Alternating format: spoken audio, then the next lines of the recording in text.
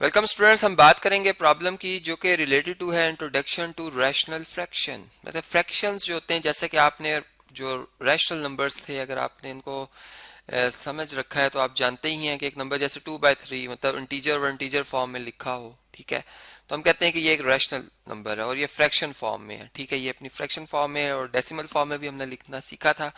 अब इसी तरह जो हमारे पास एक्सप्रेशंस होते हैं, मतलब मैं यूं कहूं कि एक पोलिनोमियल एक्सप्रेशन है x² + 2, ठीक है, और इसको डिवाइड कर रहा है एक और पोलिनोमियल एक्सप्रेशन x³ + 7, ठीक है।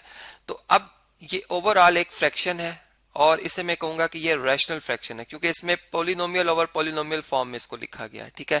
तो अब ये रैशनल, अगर ये पोलिनोमियल इन दो में से कोई एक भी पोलिनोमियल ना हो या दोनों ही पोलिनोमियल ना हो, तो तब भी ये जो है फिर वो ये रैशनल फ्रैक्शन नहीं कहलाएगा, बल्कि ये एक इररेशनल फ्रैक्शन कहलाएगा। और फिर चूंकि ये किसी फंक्शन के हिसाब से बना एक फार्मूला, अगर हम कहें कि ये एक फार्मूला है, ठीक है, और ये इक्वल टू f(x) है, तो इसमें x बेसिकली वो वेरिएबल है जिसपे कि ये फंक्शन डिफाइंड हुआ है। तो ये x इसमें इसकी मतलब जो है ये हम कह सकते हैं इसके x की वैल्यू जो डोमेन के एलिमेंट्स के तौर पर रखी जाएंगी और फिर हमें रेंज मिलेगी। मतलब एक साथ साथ एक फंक्शन भी है जिसे हम फ्रैक्शनल फंक्शन भी कह सकते हैं, ठीक है। तो ये बात तो हम ऑलरेडी जानते ही थे। अब हमारा जो क्वेश्चन है कुछ इस तरह से है कि discuss the type of given fractions.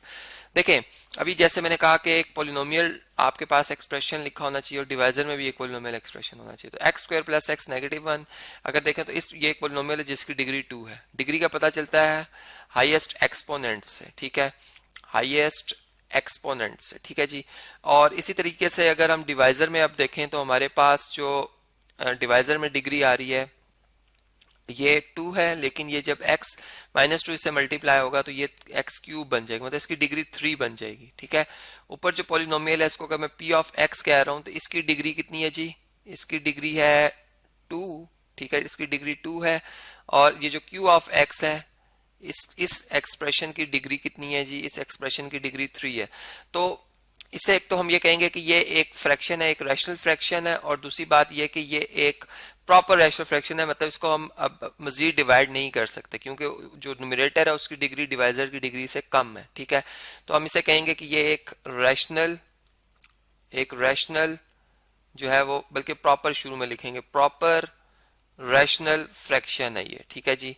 ये हमें यहाँ पर ये बात पता चल रही है। इसी तरीके से अगर हम इस एक्सप्रेशन की बात कर लेते हैं तो देखिए इसमें जो न्यूमरेटर में एक्सप्रेशन आ रहा है और मतलब जो पोलिनोमियल एक्सप्रेशन आ रहा है और डिवाइजर में जो पोलिनोमियल एक्सप्रेशन आ रहा है, हमने देख लिया कि इन दोनों की डिग्री एक जैसी है, ठीक है। ये पोलिनोमियल एक्सप्रेशंस हैं, उनकी डेफिनेशन अप्लाई की और दोनों की डिग्री बराबर है, इसलिए हम कहेंगे कि अब ये डिविजिबल फॉर्म में है। मतलब मैं इसको एज अ डिवाइजर इसे डिविडेंड रखूंगा तो ये इसे डिवाइड करेगा, वन इसका क्वोशंट आएगा और फिर रिमाइंडर भी आएगा कुछ, ठीक है।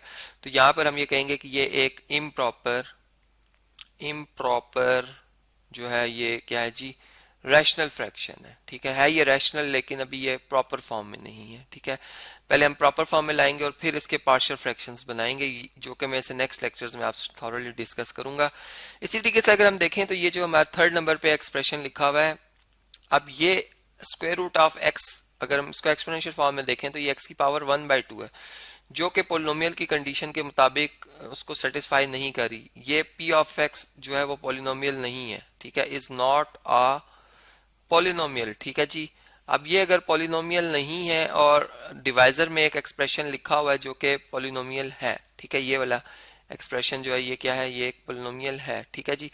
तो लेकिन ओवरऑल हम कहेंगे कि ये पूरी ये फ्रैक्शन है, ये एक, इससे हम कहेंगे नॉट अ रैशनल फ्रैक्शन, ये रैशनल फ्रैक्शन नहीं है। फिर रैशनल नहीं तो जारी बात है ये एक इररेशनल फ्रैक्शन है, ठीक है। तो इस तरह से हमें पहचान एक तो करनी है फ्रैक्शंस की कि क्या आया कि वो रैशनल फ्रैक्शंस ही हैं, और दूसरी बात ये देखी हमने साथ में कि क्या वो प्रॉपर हैं या वो इम्प्रॉपर रैशनल फ्रैक्शंस हैं।